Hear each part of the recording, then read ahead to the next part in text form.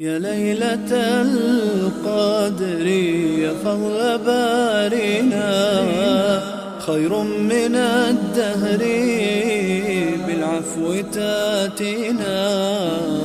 يا ليلة القدر يا فضل بارنا. Assalamu alaikum dear viewers, and welcome to the special episodes of the Ramadan show. I'm your host Neha Parmar. We all know what month this is, don't we? It's the month of mercy, the month of blessings, and the month of forgiveness. It's the month of Ramadan. So starting today until the end of this holy month, we will be discussing the daily du'as to be recited in this month. So first I'll be reciting the English translation and then I'll explain it to you. Once we've understood what the dua is talking about, I will recite the Arabic version of the dua and you, the viewers, will follow along. I'll begin with verse 183 of Surah Baqarah. Allah says, O you who believe, fasting has been enjoined upon you and upon those before you, so that you may receive righteousness. Now, what does this verse tell us? This verse tells us three things. Number one, that fasting is obligated on us in the month of Ramadan.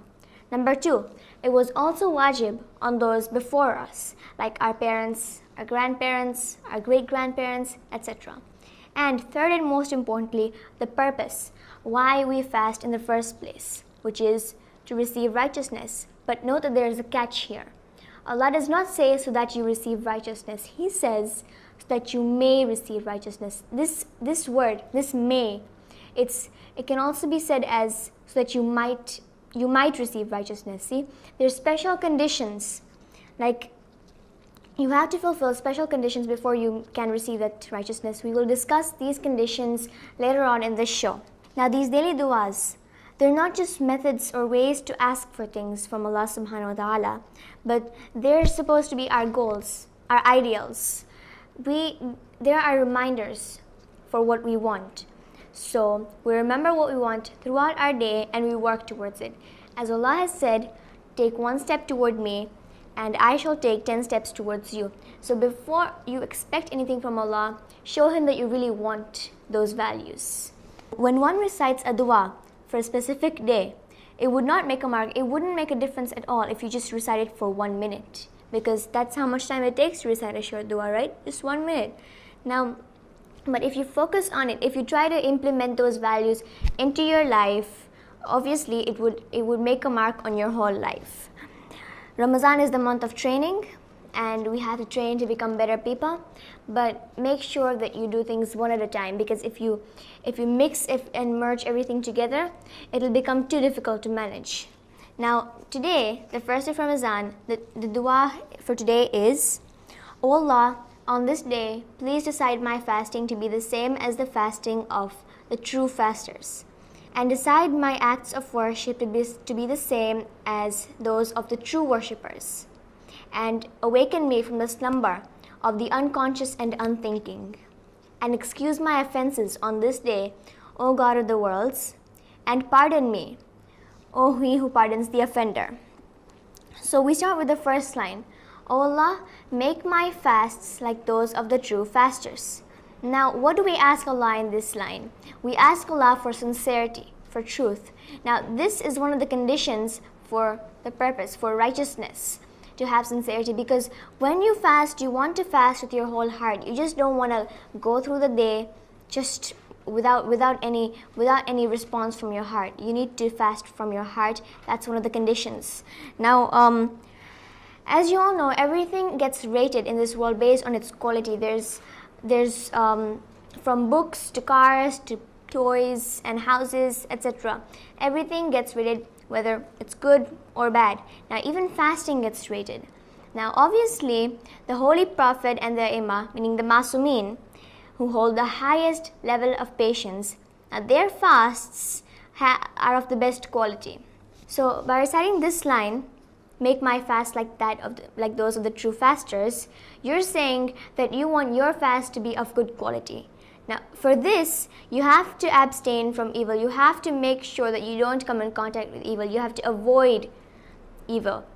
You can do this by making sure that all your body parts fast along with avoiding hunger and thirst, you need to make sure all your body parts fast. This is by making sure that you use your body parts the way Allah wants you to use them. You cannot use them in a wrong way. Have you ever heard of your eyes, ears, and tongue fasting? This means that you can't use your eyes to see anything you're not allowed to see, your ears to hear anything you're not allowed to hear, and your mouth to speak or eat anything that you're not allowed to speak or eat. And in addition to these, we have our limbs, meaning our hands and our feet. We cannot use them for bad purposes like hitting people. This hurts them. As you all know, you should always do for others what you would like done for yourselves. Back to the dua. You fast the whole day. You keep away from evil, you fast the whole day, and finally you wonder, I worked so hard. Is my fast truly accepted? Was my fast truly of good quality? How do you know? You know if there's any change in yourself, then your fast was accepted. See, Ramadan is the month of training, as I have mentioned before. And in this month of training, repetition is key. When you repeat things, it becomes a habit. So Allah wants us to repeat avoiding evil again and again and again, and soon it will become a habit. So we, at the end of the month of Ramadan, if we have changed habits, if we have avoided evil, then all our bad habits will go away by the end of Ramadan. And so your fasts are obviously of good quality and are accepted.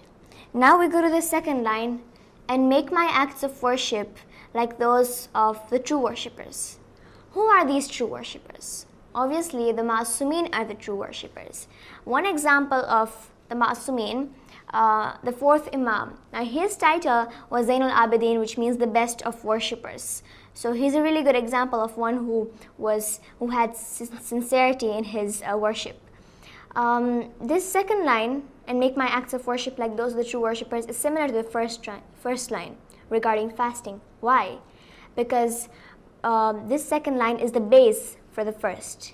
If you want your fasts to be of good quality, your worship needs to be sincere. Your worship needs to be of good quality. One example of an act of worship that you perform while fasting is prayer. It's very common, prayer, but it's very important at the same time. So how do we put in sincerity and truth and make our prayer good quality? By avoiding something called absent-mindedness. You know when you step on the prayer mat and your mind just switches to what you did the whole day. Your mind switches to your friends, your family, your school, etc. Your mind makes you think about everything except Allah subhanahu wa ta'ala, the whole reason you stepped on the prayer mat. Is that fair? The time you had allocated for Allah subhanahu wa ta'ala, for remembering Allah subhanahu wa ta'ala, you do not give Him.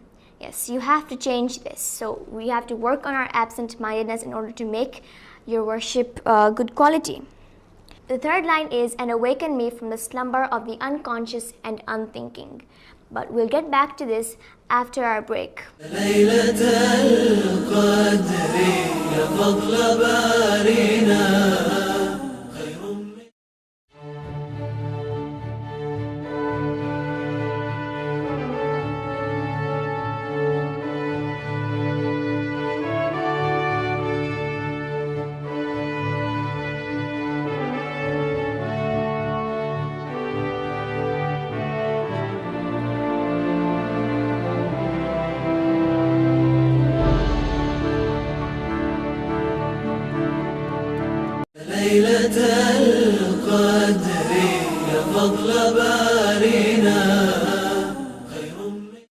Welcome back to the special episodes where we discuss the daily dua.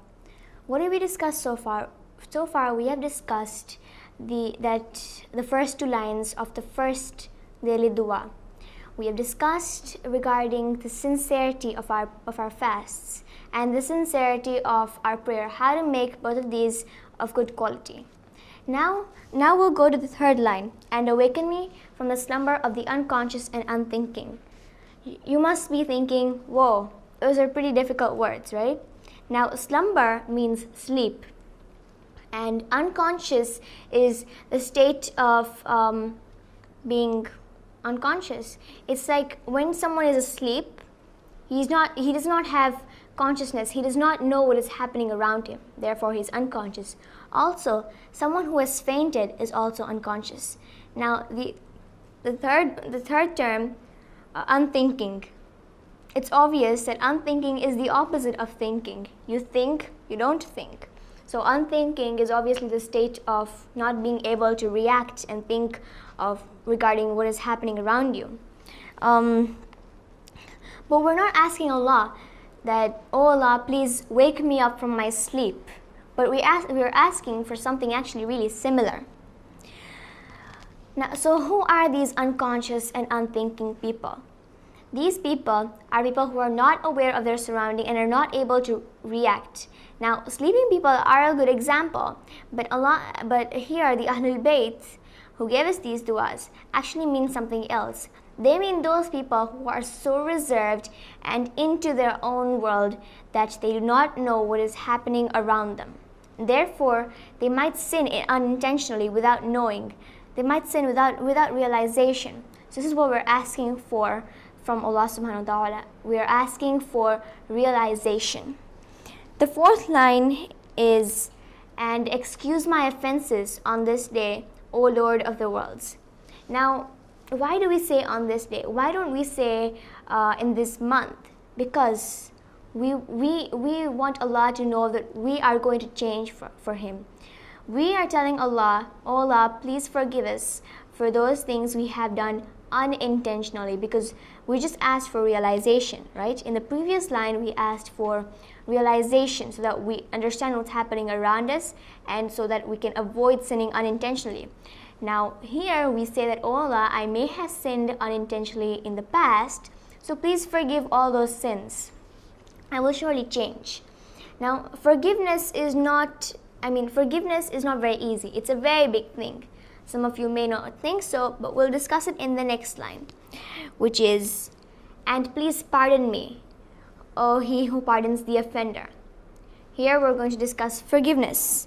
Now, people may think that forgiveness is very simple, but it's actually very difficult, because you not only have to tell the person, I forgive you, you also have to forgive that person in your heart, meaning that you have to completely forget that the person even hurt you in the first place. See, forgive and forget. Now that we understand this dua, I'll recite it in Arabic. Just keep in mind what each line talks about. Remember, the first line we spoke about sincerity of fasts, the true fasts. In the second line we spoke about sincerity in your acts of worship. We spoke about prayer and absent-mindedness. In the third line we spoke about realization. We asked Allah for realization in the third line, because we do not want to be like a sleeping person who's useless.